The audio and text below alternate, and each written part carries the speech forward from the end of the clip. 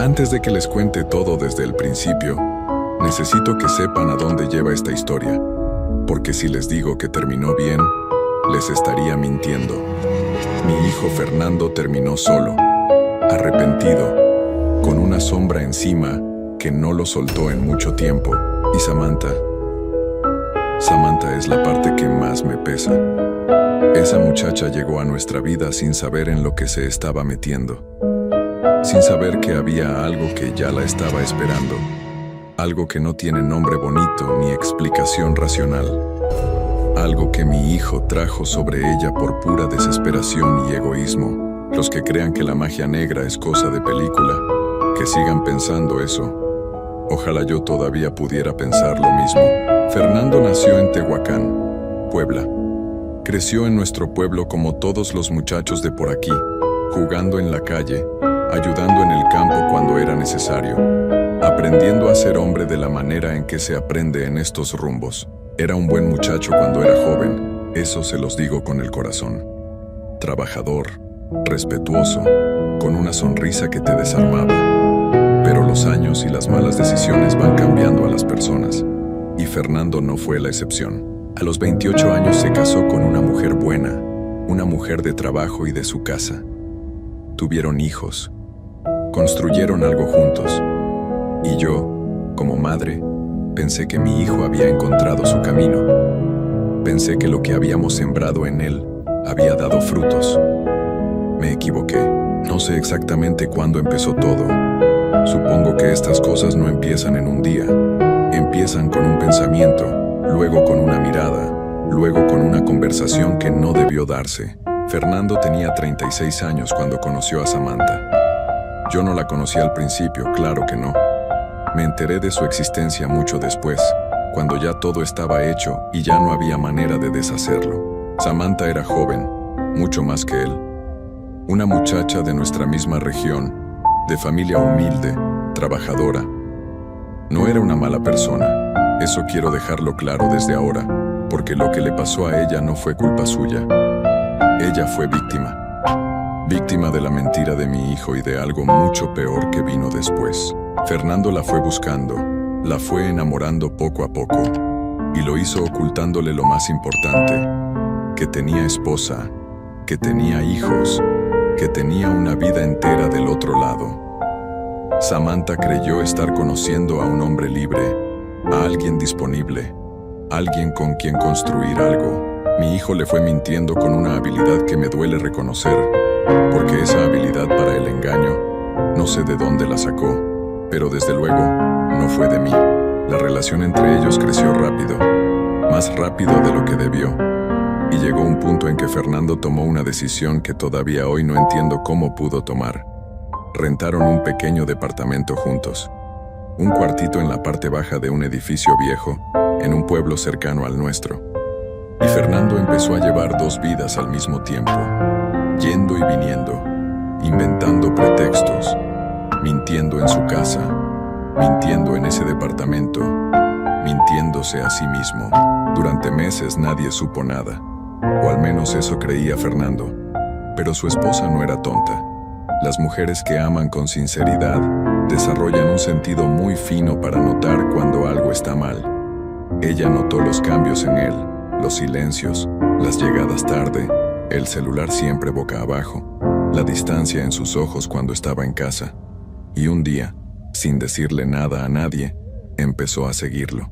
No tardó mucho en encontrar el departamento. No tardó nada en entender lo que estaba pasando. El enfrentamiento fue ahí mismo, en la puerta de ese lugar.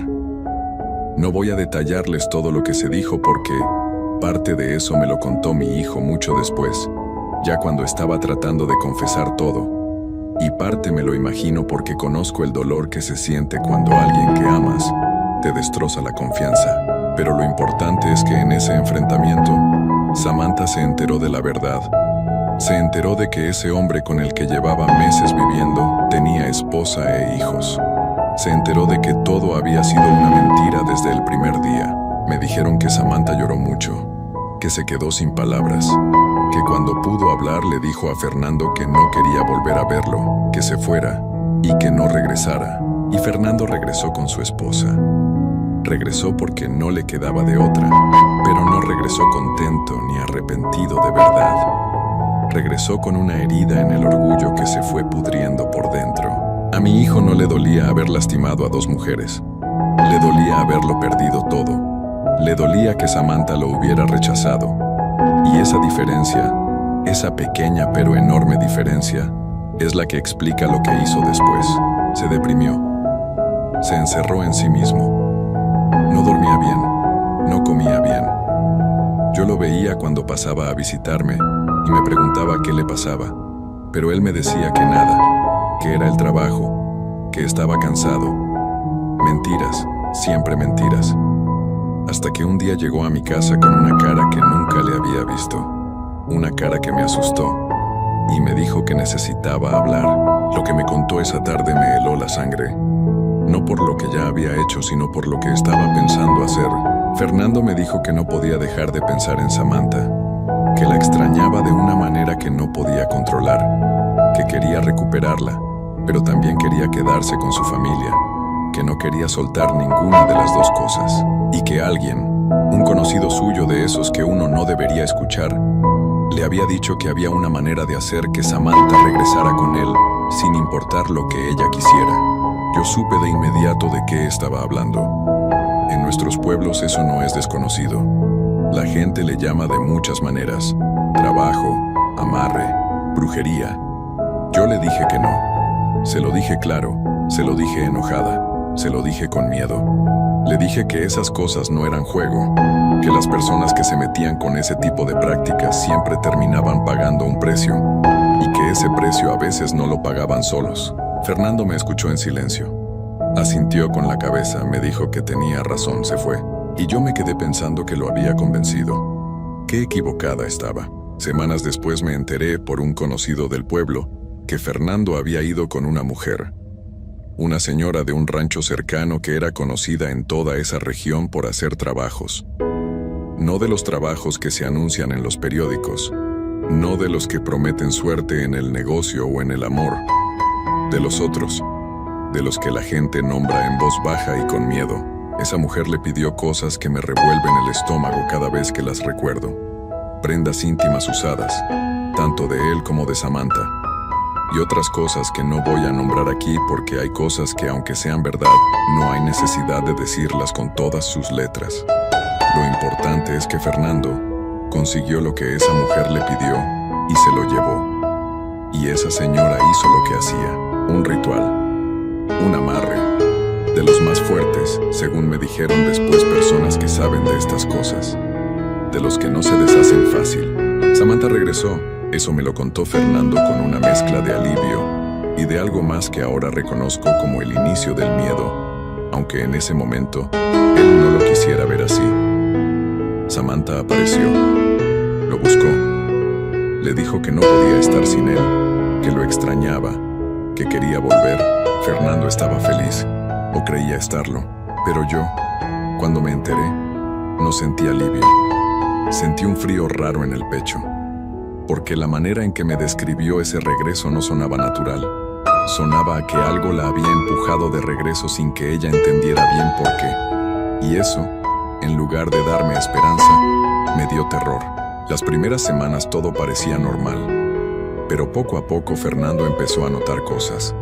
Cosas que al principio intentó ignorar porque quería creer que todo estaba bien. Samantha había cambiado, no de manera obvia al principio, sino de esa manera silenciosa que uno tarda en nombrar, porque no quiere aceptar lo que está viendo. Se quedaba mirando el vacío por ratos largos. No hablaba si no era necesario. Respondía las preguntas con monosílabos.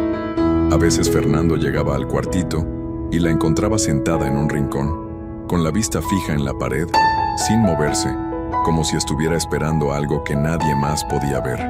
Y cuando Fernando le preguntaba qué le pasaba, ella volteaba a verlo con una mirada que él describió de una manera que todavía me eriza la piel. Me dijo que la miraba como si no supiera bien quién era él, como si lo reconociera pero desde muy lejos, desde detrás de algo. Hubo momentos en que se ponía violenta sin razón. Aventaba cosas, gritaba palabras que no tenían sentido, y luego se calmaba de golpe y volvía al silencio, como si nada hubiera pasado. Fernando empezó a tenerle miedo, y yo creo que ese miedo era merecido. La noche que más me aterró de todo lo que me contó, y que a él le quedó marcada para siempre, fue una noche en que se despertó sintiendo que no podía respirar. Abrió los ojos en la oscuridad y tardó unos segundos en entender lo que estaba pasando. Samantha estaba sentada sobre su pecho, callada, con las manos sobre las sábanas sin tocarlo, sin decir nada, solo sentada ahí, mirándolo en la oscuridad con esos ojos que ya no eran los de antes. Fernando quiso hablarle y no le salió la voz. Quiso moverse y sintió el cuerpo pesado como si algo se lo impidiera. No supo cuánto tiempo duró eso. Solo sabe que en algún momento ella se bajó y se fue a acostar a su lado como si nada, y él se quedó con el corazón golpeando tan fuerte que pensó que se iba a romper. A partir de esa noche Fernando dejó de dormir bien. Y a partir de esa noche, me confesó después, empezó a desear que Samantha se fuera, que desapareciera, que todo aquello terminara. El hombre que había hecho tanto por tenerla de regreso ahora le tenía miedo y quería alejarse de ella. El accidente pasó una mañana. Fernando no estaba en el departamento cuando ocurrió. Samantha estaba sola y cayó de una manera que nunca quedó del todo explicada. Los vecinos la encontraron y llamaron a urgencias. La llevaron al hospital. Los médicos la revisaron con cuidado.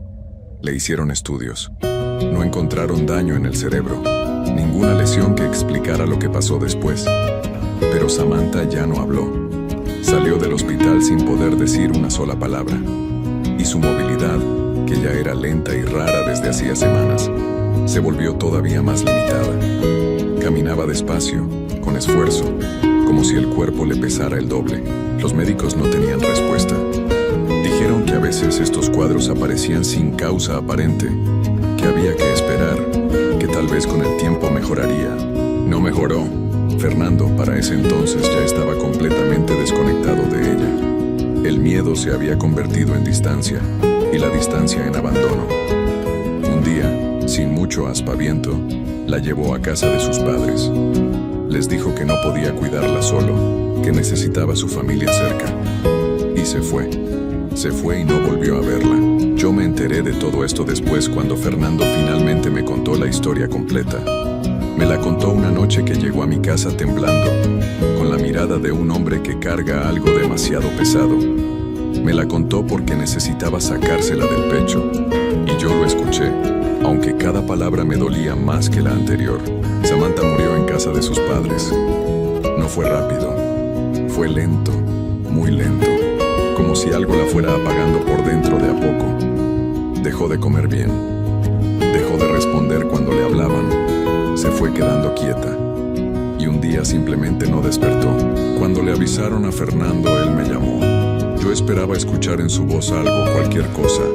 Culpa, dolor, miedo, algo. Pero lo que escuché fue casi nada. Un silencio largo y luego, ya me enteré. Y eso fue todo. Esa fue la parte que más me quebró. No el miedo de todo lo anterior, no las historias de las noches oscuras ni la mirada perdida de esa muchacha. Lo que más me quebró fue la voz de mi propio hijo diciéndome, ya me enteré. Como si le hubieran avisado de algo que no le importaba demasiado. Como si esa muchacha no hubiera sido alguien a quien él mismo buscó.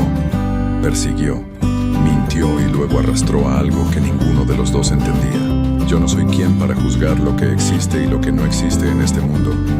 Crecí en un pueblo donde la gente mayor habla de estas cosas con un respeto silencioso, donde nadie se ríe de estas historias porque todos conocen a alguien a quien le pasó algo parecido.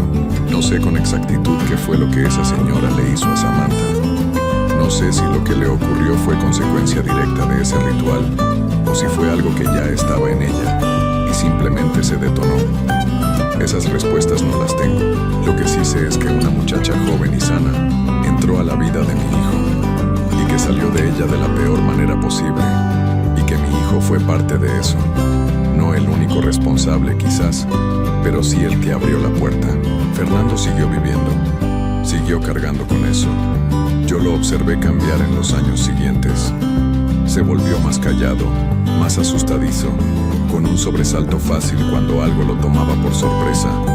Dejó de dormir bien por mucho tiempo. Nunca habló de Samantha.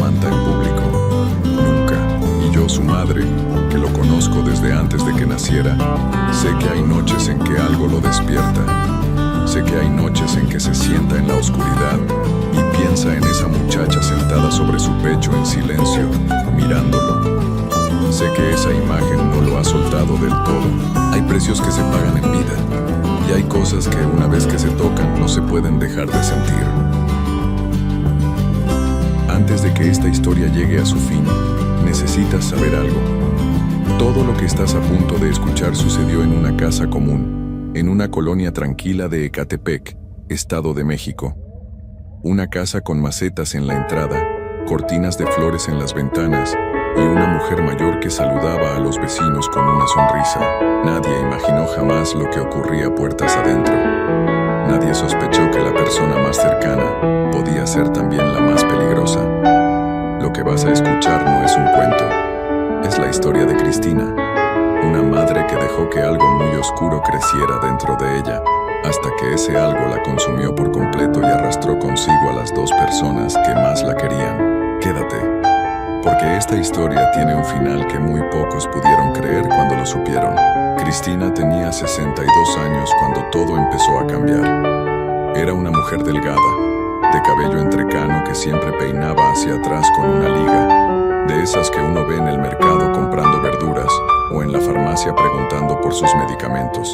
Había trabajado durante más de 30 años en el Seguro Social, primero como recepcionista y luego como auxiliar administrativa, hasta que le llegó la jubilación y de pronto su vida quedó reducida a 4 paredes, una televisión encendida y el sonido de los camiones pasando por la calle. Vivía en Ecatepec, en una colonia que no era ni rica ni pobre, de esas donde todos se conocen pero nadie se mete en los asuntos del otro. Su casa era pequeña pero ordenada, con un altar de santos en la sala y fotografías viejas colgadas en el pasillo. Vivía sola con su hija Pamela, porque el padre de la chica se había ido cuando ella apenas tenía 3 años y Cristina nunca volvió a tener pareja. Eso era algo que cargaba en silencio, como una piedra que uno mete en la bolsa y aprende a no mencionar. Pamela tenía 22 años y era todo lo contrario a su madre. Era alegre, curiosa, de esas personas que entran a un cuarto y el ambiente cambia. Acababa de terminar su licenciatura en Administración de Empresas en la Universidad Pública, con mucho esfuerzo y algunos trabajos de medio tiempo que le ayudaban a pagar copias, libros y pasajes. Era una chica de colonia, como solía decir ella misma sin pena, pero con metas claras y ganas de salir adelante. Cristina siempre decía estar orgullosa de ella. Se lo decía a las vecinas, a las compañeras del seguro con las que todavía se veía de vez en cuando, a la señora de la tienda. Pero había algo en esa frase, en el tono con que la decía, que con el tiempo empezó a sonar diferente, como si detrás de ese orgullo hubiera otra cosa que Cristina misma no sabía nombrar todavía. Todo cambió una tarde de sábado, cuando Pamela llegó a casa con una sonrisa que Cristina no le había visto antes. Llegó diferente, con los ojos brillando de una manera distinta, con el paso más ligero, con ganas de contar algo. Se sentó en la mesa de la cocina, mientras Cristina revolvía frijoles en la olla y empezó a hablar de un chico que había conocido en una reunión de excompañeros de la universidad. Se llamaba Joel. Tenía 26 años, era arquitecto, trabajaba en un despacho en la Ciudad de México y estaba construyendo su propia carrera con disciplina y con cabeza. Pamela lo describía con esa mezcla de emoción y cuidado con que uno habla de algo que todavía es nuevo, pero que ya siente importante. Cristina escuchó todo sin decir mucho. Asintió un par de veces. Preguntó de dónde era.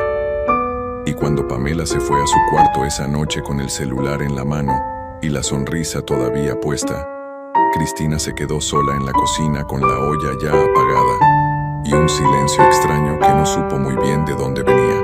Las semanas siguientes, Joel se volvió un nombre frecuente en esa casa. Pamela hablaba de él con naturalidad, lo mencionaba en las conversaciones, empezó a salir con más frecuencia y a veces llegaba tarde pero siempre avisaba. Un domingo lo trajo a comer. Joel era un joven de trato fácil, respetuoso, que ayudó a poner la mesa sin que nadie se lo pidiera y que le preguntó a Cristina sobre su trabajo en el seguro con genuino interés. Era guapo sin presumirlo, ordenado en sus palabras, de esos que miran a los ojos cuando hablan. Cristina lo atendió bien, le sirvió doble ración y cuando se fue lo despidió con una sonrisa. Pero esa noche, mientras recogía los platos, algo se movió dentro de ella. Algo que no era bienvenida ni alegría. Era otra cosa, algo más oscuro, más viejo, que venía de un lugar que ella misma no revisaba desde hacía años. Cristina empezó a observar a Joel de una manera que no era normal. No de manera grosera ni evidente, sino con esa atención callada que nadie nota pero que está ahí todo el tiempo. Empezó a fijarse en cómo hablaba, en cómo se reía, en cómo le ponía la mano en la espalda a Pamela cuando caminaban juntos. Empezó a pensar en él cuando estaba sola viendo la televisión, cuando salía a la tienda, cuando se quedaba despierta en la madrugada. Y en esos pensamientos, sin que ella lo planificara del todo, Pamela dejaba de aparecer. La imagen que Cristina construía en su mente ya no incluía a su hija. Incluía solo a Joel y a ella. Era una locura, lo sabía.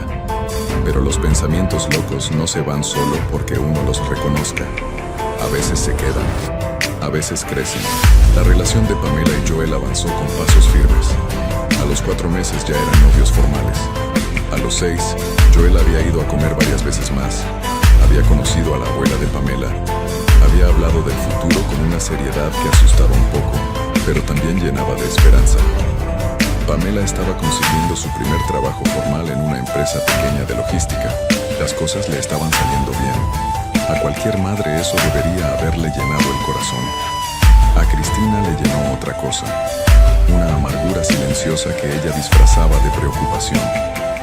Empezó a hacerle preguntas incómodas a Pamela sobre Joel, que si de verdad lo conocía bien, que si no se estaba apresurando, que si no le daba miedo depender de alguien. Pamela respondía con paciencia al principio, luego con cansancio, luego con una mirada que decía más de lo que sus palabras podían expresar. Fue en esa época cuando Cristina tomó una decisión que cambiaría todo para siempre. Una tarde, sin decirle a nadie, tomó el metro hasta una colonia del oriente de la ciudad, donde alguien le había dicho años atrás que vivía una mujer que sabía cosas, una mujer que hacía trabajos. Cristina nunca había creído mucho en esas cosas, o eso se decía a sí misma. Pero esa tarde caminó 3 cuadras desde la estación, tocó una puerta café con un listón rojo amarrado en el picaporte y esperó. La mujer que abrió era pequeña, de edad difícil de calcular, con los ojos muy quietos y una manera de hablar que era mitad pregunta y mitad afirmación. La hizo pasar, le ofreció agua. Y Cristina, sentada en una silla de plástico frente a una mesa llena de veladoras y figuras que prefirió no mirar de cerca, contó todo lo que cargaba, todo lo que quería, todo lo que estaba dispuesta a hacer para conseguirlo. La mujer la escuchó sin interrumpirla. Cuando Cristina terminó de hablar, hubo un silencio largo. Luego la mujer dijo que había 2 caminos. El primero era hacer que Pamela se alejara, que algo en su vida la empujara a irse lejos, a desaparecer de ese entorno de manera natural, sin que nadie pudiera señalar a nadie. El segundo camino era más directo, más definitivo.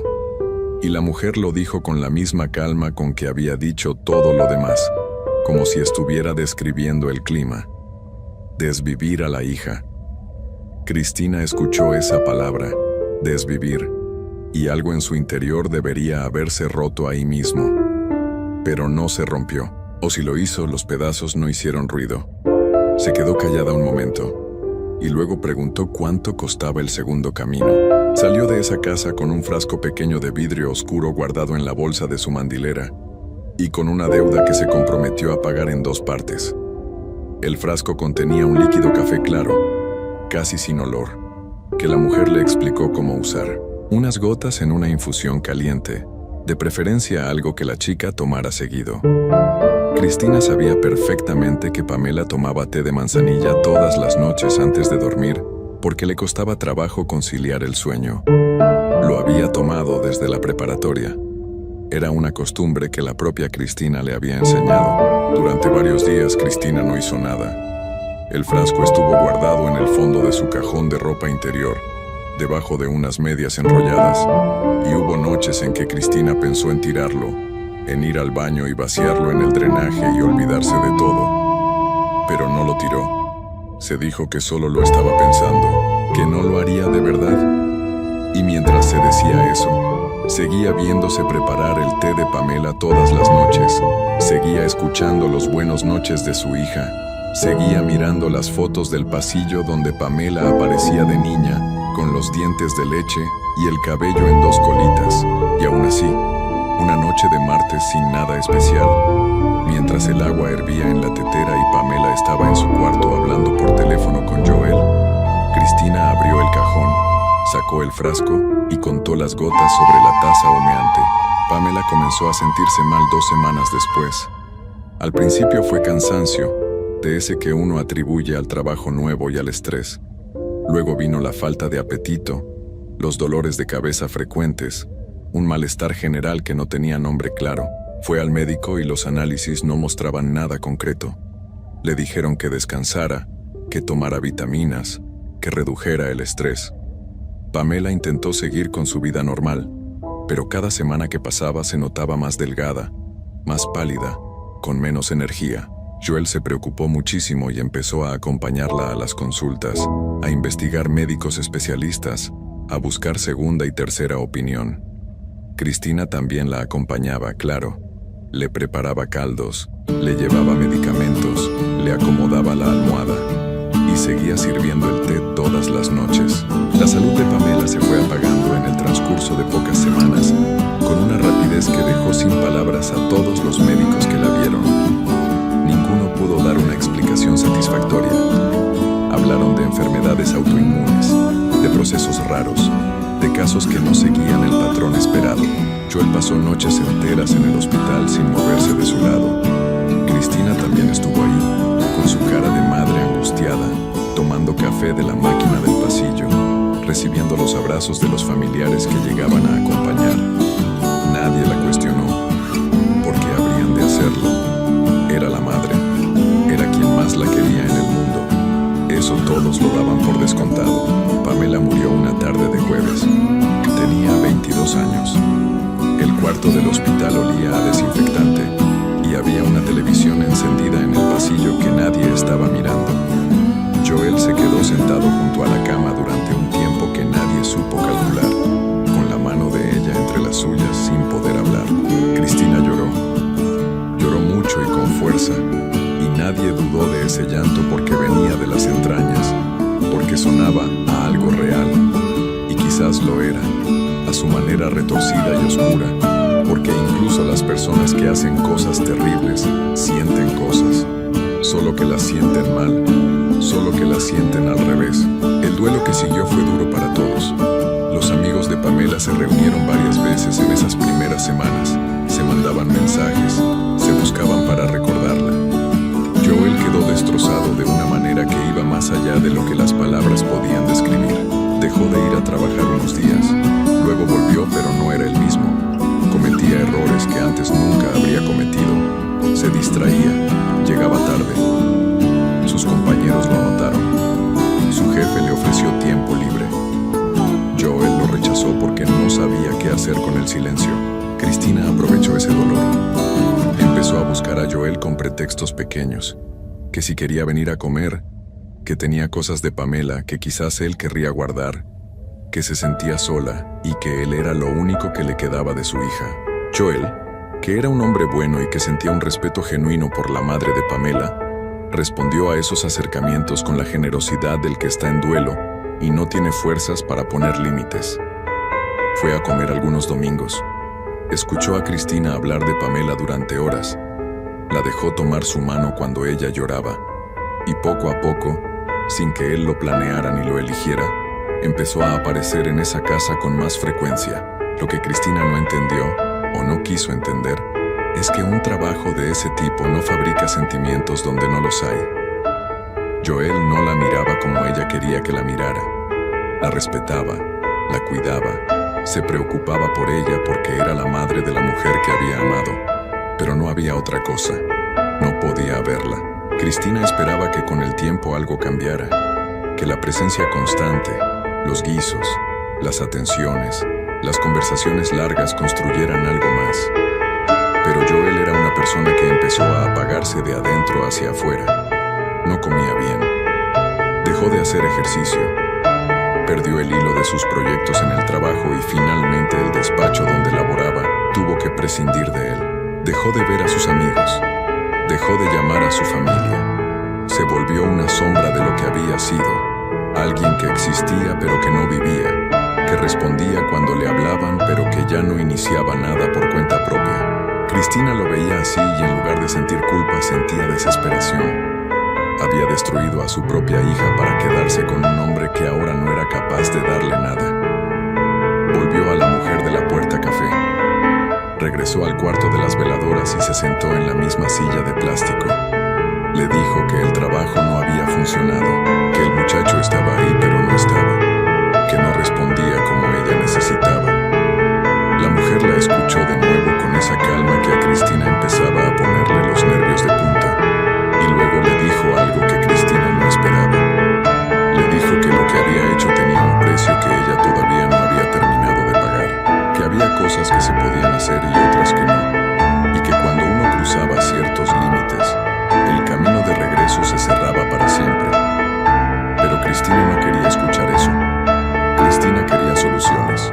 Le preguntó si había algo que pudiera hacerse con Joel, algo que lo despertara, algo que lo moviera. Y la mujer, después de un silencio que duró demasiado, le ofreció una tercera opción. Cristina volvió a casa con otro frasco. Esta vez lo abrió sin dudar tanto.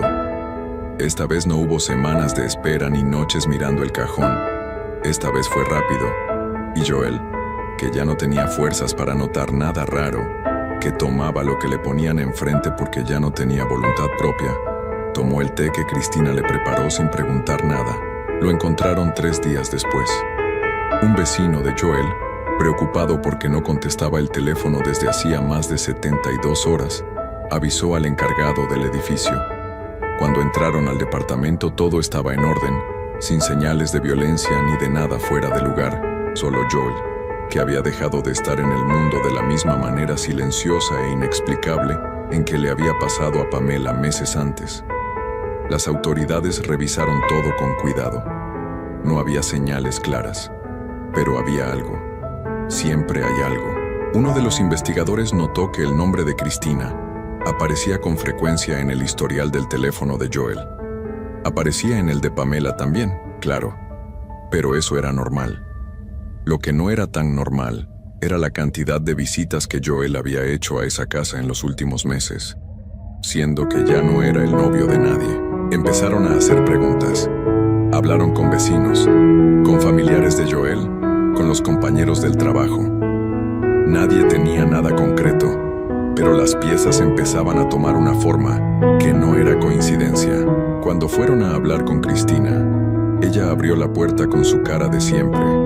Les ofreció asiento, les preguntó si querían algo de tomar. Respondió todo con calma, con pena en la voz cada vez que mencionaba a Pamela o a Joel, con los ojos húmedos en los momentos exactos. Era buena actuando. Había tenido tiempo de practicar, pero los investigadores también eran buenos en lo suyo. Y en la segunda visita, cuando revisaron la casa con una orden, encontraron cosas en el cajón de las medias que Cristina había olvidado tirar, o que no había querido tirar, porque a veces la gente guarda las pruebas de sus propios actos, como si una parte de ella quisiera que alguien lo supiera. Lo que vino después fue lento y doloroso para todos los que conocían esa historia. Los vecinos de la colonia no podían creerlo. La señora de la tienda dijo que jamás. Los excompañeros del seguro cayeron en un silencio que duró días, porque esa es la parte más difícil de estas historias, la parte que no sale en los resúmenes ni en los titulares, que la persona que hace algo así no viene con señales de advertencia visibles, viene con macetas en la entrada y cortinas de flores en las ventanas, viene con una sonrisa para los vecinos y un altar de santos en la sala, viene siendo alguien que uno conoce, que uno saluda, en quien uno confía sin pensarlo 2 veces. Cristina tenía 62 años cuando todo empezó, y lo que empezó dentro de ella no fue de golpe, fue despacio, en silencio, en las madrugadas sola frente a una televisión encendida, en los años acumulados de una vida que sintió que no le había dado lo que merecía, en la rabia callada de ver a alguien más joven, más alegre, con más por delante. La envidia no siempre llega gritando. A veces llega como un pensamiento pequeño que uno decide no revisar. Y si nadie lo revisa, crece. Y si sigue creciendo, un día ocupa todo el espacio que había adentro y ya no queda lugar para nada más. Ni para el amor, ni para la razón, ni para la cara de una hija de 22 años tomando su té de manzanilla antes de dormir.